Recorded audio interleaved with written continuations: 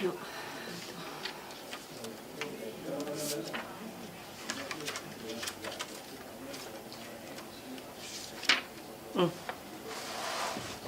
Guarda.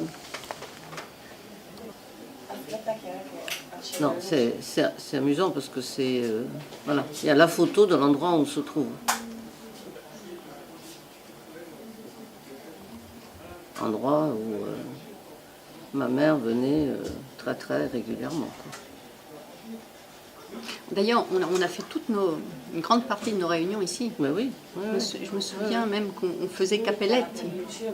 Cappelletti sotto. Ah, facevate i cappelletti sotto. Gnocco fritto. Gnocco fritto. Ci doveva essere una puzza. No, Madonna no, santa. no, No, il gnocco straordinaire. fritto me lo strutto, lascia perdere. Gnocco fritto. C'est bon là?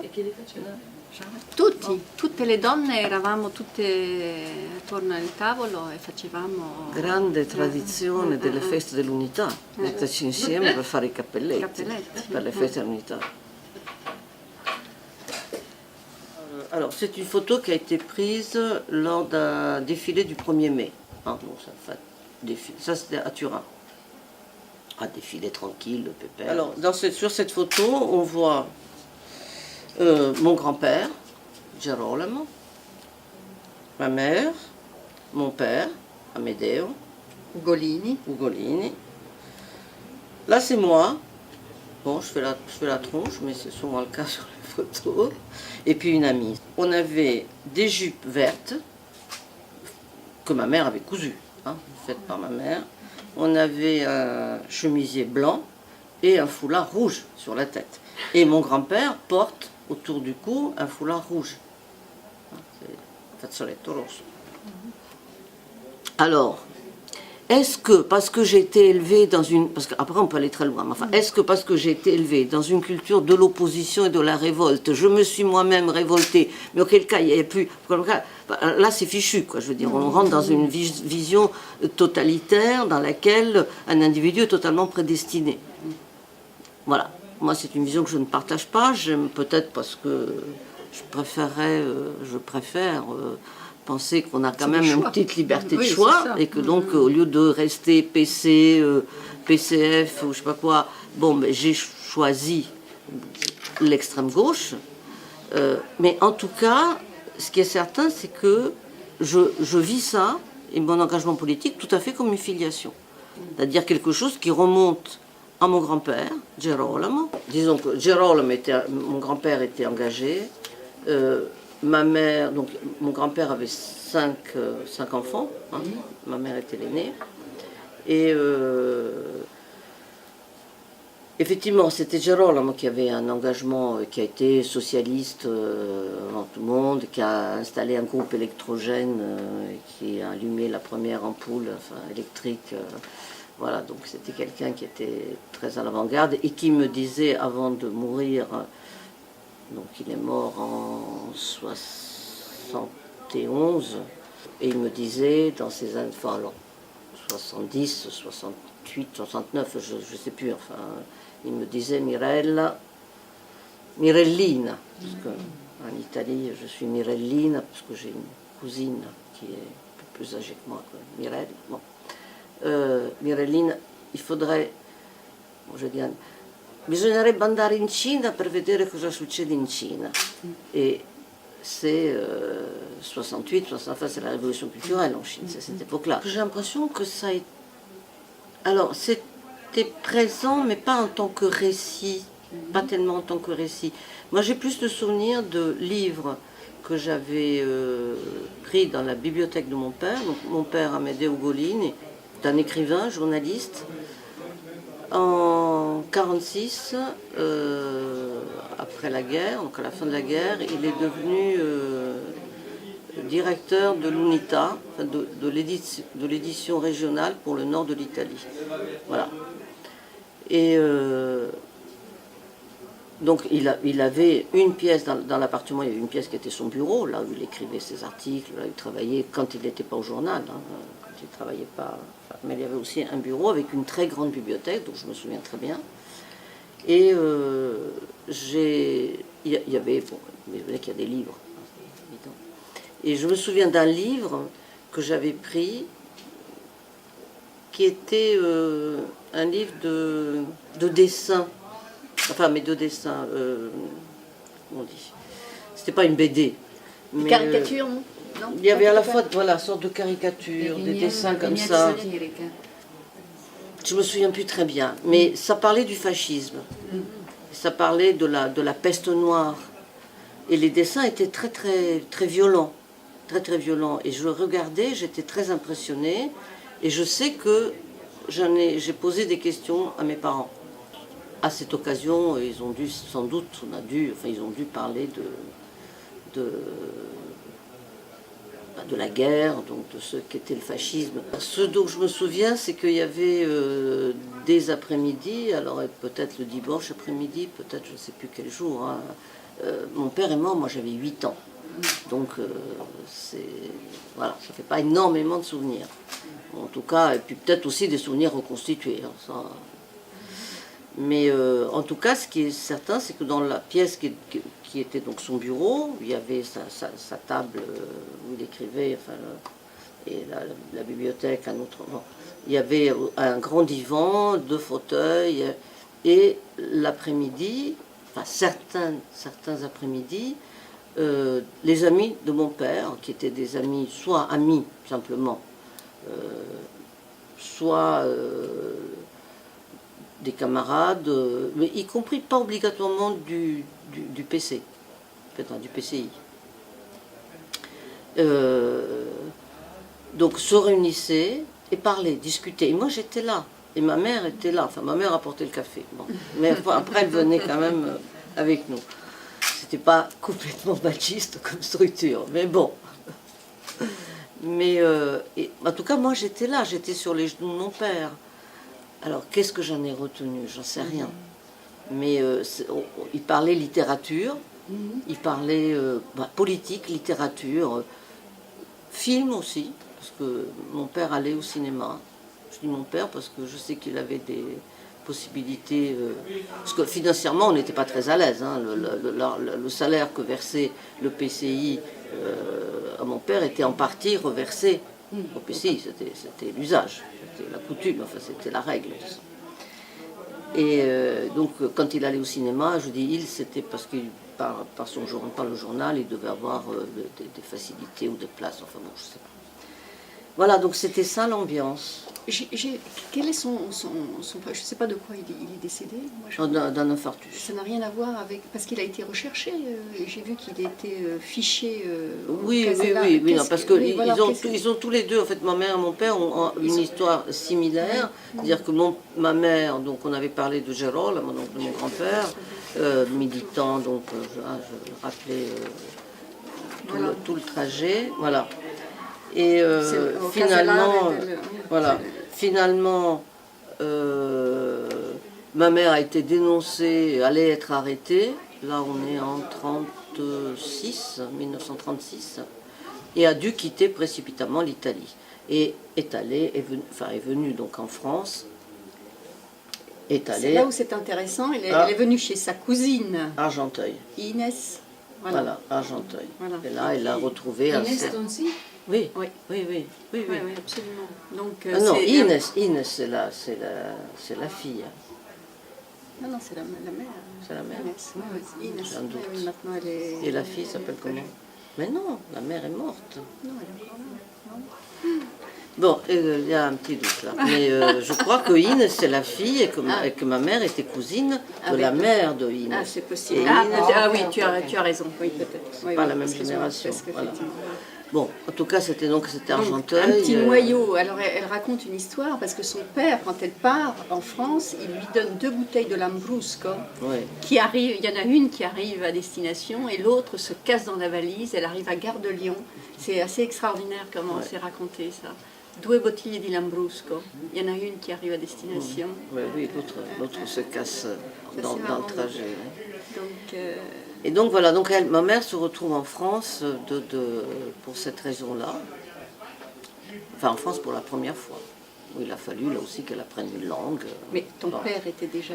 Alors, mon père, par ailleurs, est de façon totalement indépendante, puisqu'il ne se connaissait pas, pour des raisons similaires, c'est-à-dire qu'il était aussi antifasciste, écrivain, Donc la chape de plomb que faisait peser le fascisme sur l'Italie, il était devenu insupportable. Peut-être aussi des raisons personnelles. Entre qu'il était déjà marié, avait déjà 3 enfants. Grand, hein, parce que l'aîné était né en 1918. Mon père est né en 1897. Ah oui, c'est une autre génération. Et alors, donc une femme, 3 enfants, le fascisme. Bon,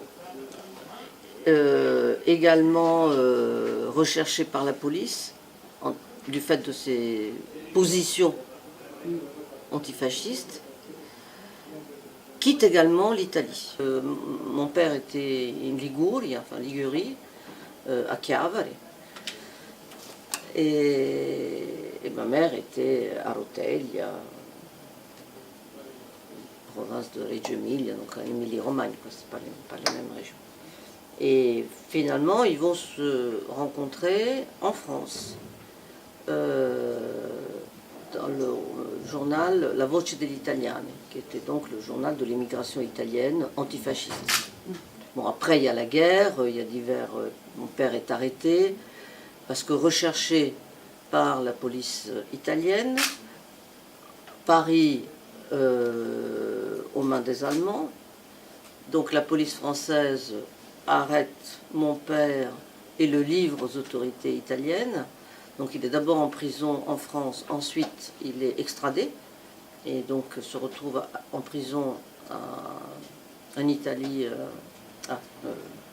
Le lieu m'échappe, mais enfin, pas fondamental, enfin, dans le nord de l'Italie. Et il se trouve que on arrive au moment où Badoglio, le gouvernement Badoglio, donc qui libère pendant quelques semaines tous les prisonniers politiques. Et mon père se trouve libéré à ce moment-là et part rejoindre le CNL du nord de, enfin, le comité de libération de l'Italie, le comité national. Et donc, est-ce qu'il s'est battu, est-ce qu'il a dirigé, est-ce qu'il a tenu un fusil entre ses mains? J'en sais rien, peu importe. Voilà. Et ensuite, bon, la guerre se termine, ma mère est toujours en France à ce moment-là, n'a plus de nouvelles de son compagnon, et mon père arrive quand même à la fin de la guerre à reprendre contact avec elle, et ma mère rentre en Italie, retourne en Italie, et la vie avec mon père. Enfin, je viens au monde, voilà, et quand j'ai 8 ans, mon père décède. On reste encore un certain nombre d'années à Turin. Et là, ma mère retrouve la trace de quelqu'un qu'elle avait aussi rencontré en France pendant la Résistance, qui avait été son commandant, disons, dans la clandestinité, hein, parce qu'en 36, 37, après on arrive au début de la guerre, au moment où donc la France et l'Italie sont en guerre. Et ma mère, du coup, se retrouve du côté des ennemis, en étant en France et en étant antifasciste. Sort qu'ont connu tous les Allemands qui avaient fui l'Allemagne, qui étaient en France, qui ont connu enfin, tous les ressortissants de pays qui avaient fui le fascisme et qui s'étaient retrouvés en France. C'était pas un cas unique. Et c'est là donc elle est rentrée dans la résistance, enfin, clandestinité. Elle a eu un commandant, Gilbert. Voilà, hein, c'est le début d'une autre histoire. Et donc, on est donc retourné en Italie, donc ma mère est retournée en Italie, donc on a vécu là-bas avec la Turin, etc. Et 1960, 6 ans après la mort de mon père, ma mère retrouve la trace de Gilbert et revient en France. Et c'est là, la rue Saint-Laurent et tout le reste. En fait, c'était le moment où moi j'étais déjà relativement séparée de ma mère. D'une part, je ne vivais plus avec elle, enfin avec elle et son deuxième mari, Gilbert. Alors, je mentionne Gilbert, j'ouvre une parenthèse, puisque donc Gilbert a été donc le deuxième mari de ma mère, c'était pas mon géniteur, enfin pas mon père. Et Gilbert est arrivé en France depuis la Bessarabie. Donc c'est un juif roumain en France apatride, malgré les services rendus à la France, bon, passons. Et FTP MOI, et il était du groupe Manoukian. Et en arrivant ici, j'étais frappée puisque j'ai vu l'affiche rouge. Voilà.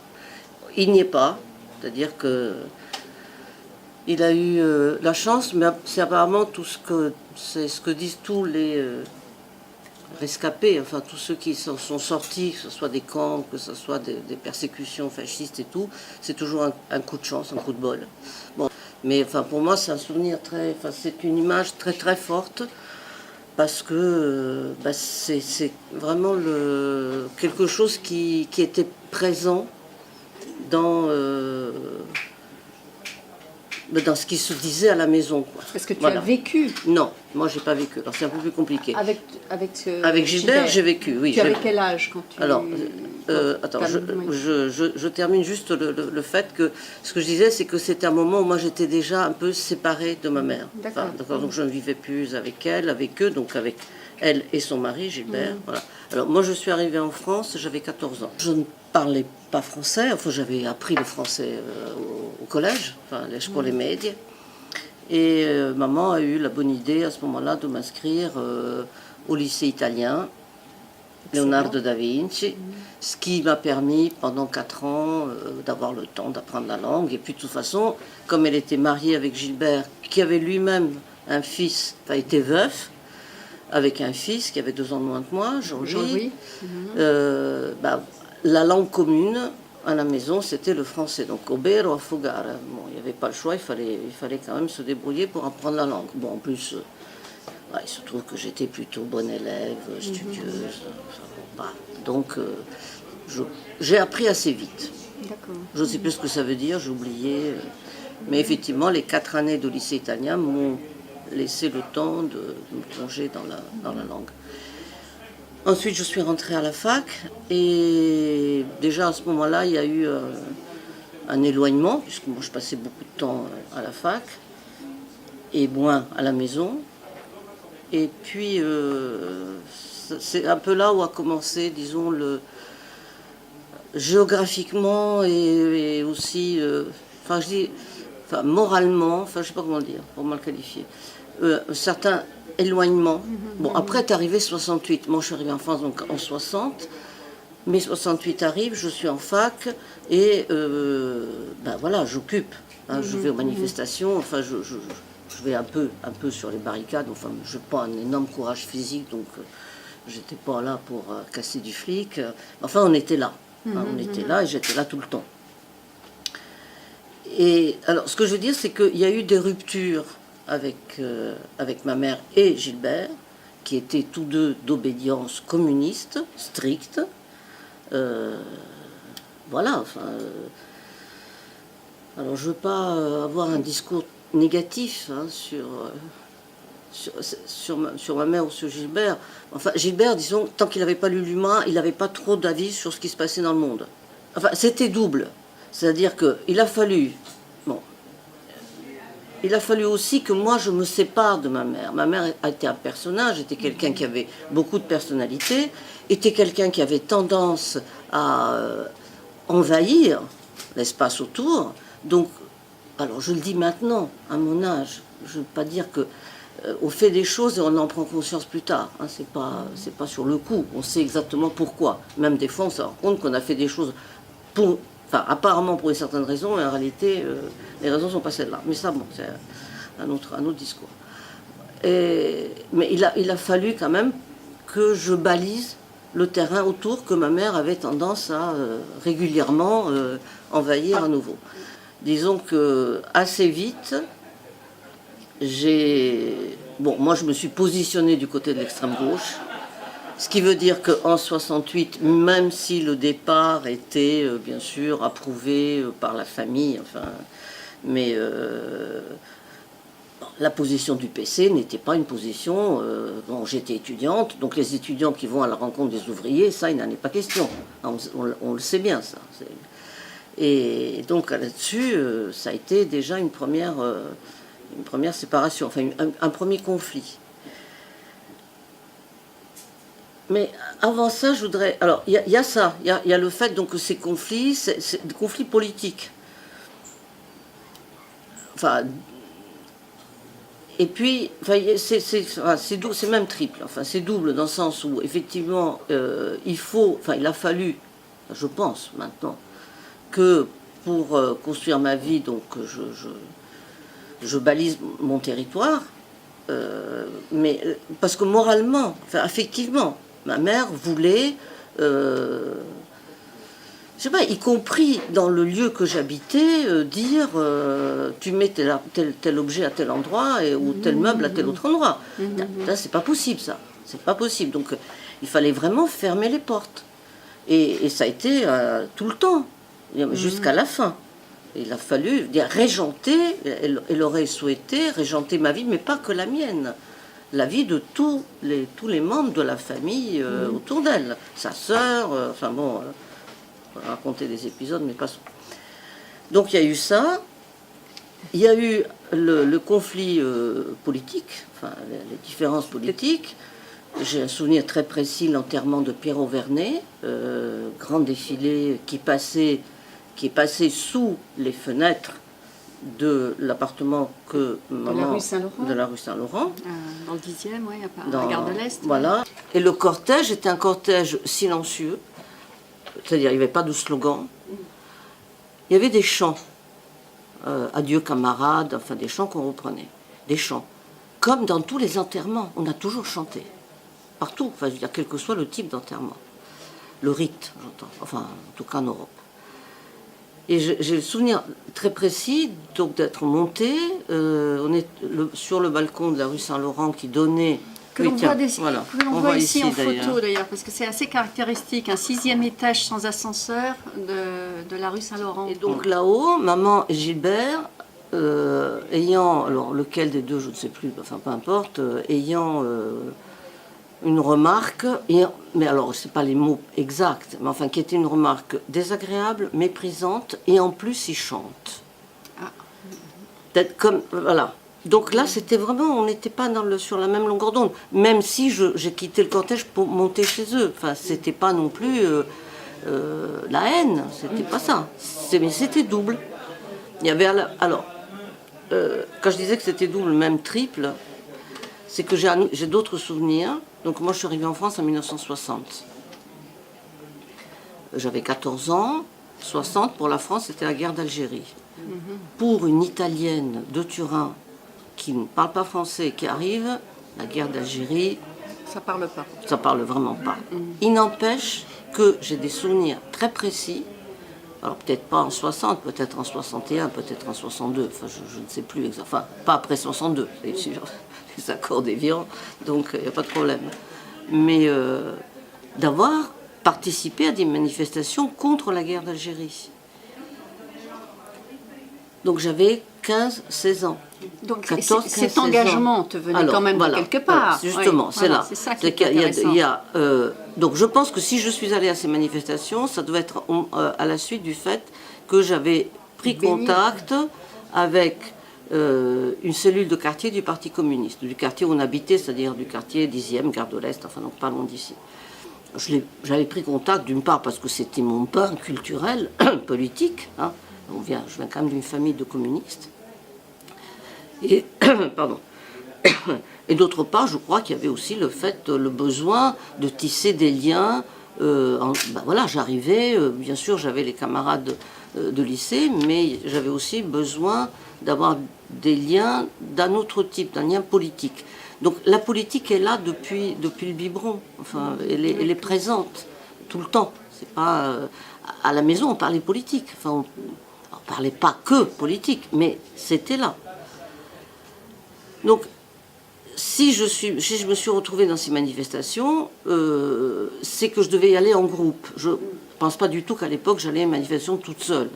Ce que je fais depuis ou ce que j'ai fait après, bien, maintenant je sais comment fonctionne une manif. Si c'est une manifestation avec laquelle je suis d'accord, je peux y aller toute seule et je sais que je vais trouver une banderole derrière laquelle, ou des gens que je vais rencontrer, une banderole derrière laquelle je vais défiler. À l'époque, je ne pense pas du tout. Donc je suppose que je devais y aller avec des groupes communistes. Mais mes parents, enfin mes parents, j'entends maman et Gilbert, ne m'ont pas du tout empêché. Or, c'était quand même des lieux, à l'époque, c'était pas le défilé du 1er mai, on va en famille avec les enfants, et c'était dangereux. Enfin, il y a eu Charonne. Entre 14 et 25 ans, j'ai vraiment voulu m'intégrer. J'ai un souvenir, mais qui est peut-être faux, hein, je sais rien. Que là, je pouvais avoir, je sais pas, 16, 17 ans, au moment où on commence à... Enfin, on a commencé avant, mais enfin, disons que les relations avec les garçons, les petits flirts, enfin bon, ce truc. Et garçons disant très régulièrement, « Ah, mademoiselle, vous venez d'où ?» Et je me suis dit, enfin, me semble, voilà, je ne maintiendrai pas la position sur la torture, hein, mais enfin bon, il me semble que je me suis dit à ce moment-là, on ne me posera plus jamais cette question. Et, enfin, on me dit que je parle français sans accent, voilà. Et je pense que c'est vraiment une volonté de ne pas me démarquer. Je voulais être comme tout le monde. En fait, je crois que j'ai récupéré, enfin, ou que j'ai jamais vraiment quitté... Enfin, d'une part, j'ai quand même fait mes études jusqu'au bac en italien, ici, mais en italien. Donc cette présence-là de l'Italie, elle est là. Ce qui n'est pas mon cas. Voilà. C'est après donc le bac. Ça veut dire que la Divine Comédie, la guerre des Gaules, enfin, voilà, je peux citer par cœur, parce que c'est des choses qu'on apprenait en classe. Donc cette culture-là, j'ai une culture italienne jusqu'au bac. Voilà. Et la culture française correspondante, là, il a fallu que je l'acquière après.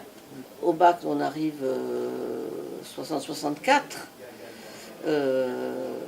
64 comité Vietnam. Ce qui est toujours présent, c'est l'engagement, enfin, politique au sens large du terme. Et 64, enfin 66, enfin bon, après il y a des événements personnels, mais bon. Mais on arrive à 68, on arrive enfin à 66 avec la lutte contre la guerre au Vietnam, avec tous ces événements-là. Et c'est je crois que c'est vraiment au travers, bon après en 68, donc c'est au travers des divers engagements politiques, à mon niveau, nel mio piccolo, hein, comme on dit. Je ne veux pas du tout comparer ce que mes parents ont fait avec des risques de vie et de mort, quoi. C'est de ça des questions quand même, torture et tout. Bon, notre génération a été à l'abri de ça. Mais voilà, nel mio piccolo, donc il y a eu ce fil conducteur donc, de l'engagement politique. Et là-dedans, effectivement, je revendique et je suis fière de venir d'une famille où mon grand-père, mes parents, voilà, là, j'ai vraiment le sentiment de m'inscrire dans, enfin, comme je disais, quoi, dans une filiation, una stirpe. Voilà. Là, je suis... Et le fait voilà. qu'elle soit italienne plutôt que française? Je m'en fiche. Enfin, à l'époque, en tout cas, ça m'était un peu... Enfin, je sais pas, j'ai pas trop d'avis sur la question. Je crois que je m'en fichais un petit peu. Et c'est au fil des années où, effectivement... mon italianité, je l'ai de plus en plus revendiquée. Et puis après, c'est l'émigration, c'est-à-dire qu'on se rend compte qu'on est double. Quand je suis en Italie, je dis chez moi en parlant de la France. Quand je suis en France, je dis chez moi en parlant d'Italie. C'est chez moi ou chez nous. Le point final, peut-être, on va dire. Enfin, en tout cas... Pour ce qui nous concerne aujourd'hui, c'est que j'ai entamé il y a enfin, j'y pense depuis quelques années, enfin, 2 ou 3 ans. Tant que je travaillais, j'avoue que j'avais mis ça de côté face à la lourdeur des démarches. Mais j'ai entamé là des démarches pour récupérer ma nationalité italienne. Oh, ça pour avoir la double nationalité. Il faut que tu m'expliques voilà. quand, parce que moi j'ai voulu le faire et puis devant la difficulté j'ai renoncé. Même si au fond, Non, c'est en nous, donc enfin, est-ce que tu as besoin de le prouver par le papier? Oui. Moi, si, mais bon, c'est trop tard, parce que le temps que j'ai la nationalité, ça sera déjà, je ne sais pas combien de temps ça va prendre, mais voter contre Berlusconi, ça m'aurait fait plaisir. Voilà. Et là, j'ai vraiment été frustrée de ne pas pouvoir mettre un bulletin contre. Mais voilà. Et pourtant, tu es italienne. Oui, mais je me suis mariée avec un Français et automatiquement, à cette époque-là, on perdait sa nationalité, il n'y avait pas le choix. On ne m'a pas laissé le choix. Pour reprendre la question au début, quand tu me demandais comment moi j'avais vécu les activités à la Fratellanza Reggiana de ma mère et tout, donc où j'ai parlé d'éloignement, rupture, conflit, enfin bon. Et je crois que dans cette... donc j'étais relativement peu au courant de ce que faisait ma mère. Ça m'arrangeait bien qu'elle ait, tu vois, ses activités, ce qui me permettait moi d'avoir les miennes. Et moi, je dois avouer que comme j'étais quelqu'un de plutôt introverti, de rencontrer ta mère qui était quelqu'un d'extraordinaire pour moi, enfin qui m'ouvrait sur cette partie que je n'avais pas connue, parce que mon enfance c'était donc un milieu ouvrier, etc. Donc pour moi, ça a été effectivement une richesse extraordinaire. Ah oui, pour les autres, c'était parfait. Extraordinaire. Donc je ne regrette pas, effectivement, d'avoir eu Non, mais attends, je ne regrette pas du tout, moi non plus. C'est très compliqué de parler parce que ma mère était à la fois, on va dire, une personne public, et puis moi j'ai la vision privée de fille. Parce qu'effectivement le point de départ qui, si tu permets, qui nous relie, c'est peut-être Gina Pifferi. Voilà. Qui a été quand même présente dans ma vie familiale quand même pendant des années. Parents, familial, père, mère, etc. No, ma per dire come la mia madre, voglio dire, una che... mais qui avait, je crois quand même qu'elle a transmis parce que là j'ai l'air peut-être d'avoir un discours un peu négatif, voilà, c'est une partie de l'histoire personnelle aussi, mais elle a aussi transmis, m'a aussi transmis, je crois, voilà, une joie de vivre. Et par exemple, je reconnais totalement à ma mère que quand on a été à Turin, après la mort de mon père, jusqu'à ce qu'on revienne, enfin, qu'on émigre en France, c'était des années noires, des années de misère, et jamais, jamais, jamais, ma mère ne me l'a fait peser. Jamais. C'est-à-dire qu'elle avait toujours cette capacité de trouver... I problemi si risolvono, mi ricordo. I problemi si risolvono. Et même d'être gay et d'être... Ce qui n'était pas le cas de mon père. Amédée, lui, c'était ça ne va jamais. Lui, c'était, on va dire, le pessimiste. Je sais pas, bon. Mais ma mère, elle a un truc extraordinaire, enfin, quand j'y repense. Donc on habitait dans le centre-ville, à Turin, à côté de Piazza Vittorio Veneto, une grande place qui donne sur le Pô, sur laquelle, à l'époque du mois, il y avait l'équivalent de la foire du trône, qui venait donc, les giostres, les manèges, enfin tout ça s'installait. Nous on n'habitait pas loin, nos fenêtres donnaient sur un autre boulevard, une autre avenue où il y avait les roulottes, quoi, des bohémiens, enfin on les appelle, qui venaient s'installer. Pour moi c'était un univers magique, je voyais ces gens qui habitaient dans des lieux avec des chiens, avec des trucs, enfin vraiment, ça je n'invente pas, ça je m'en souviens. On n'avait pas l'argent pour rentrer, pour rentrer dans les divertissements, enfin dans les trucs, pour que moi je puisse aller sur les manèges, il n'y avait pas l'argent. Et ma mère disait, vieni Mirella, andiamo a vedere quelli che vanno sulle giostre. Ce qui aurait pu être une frustration terrible. Et bien ça ne l'était pas. Elle se débrouillait pour que ça soit une fête. Et on se promenait dans cette foire du trône, disons, enfin un équivalent, et c'était bien. Et j'étais heureuse. Ça, j'avoue, chapeau.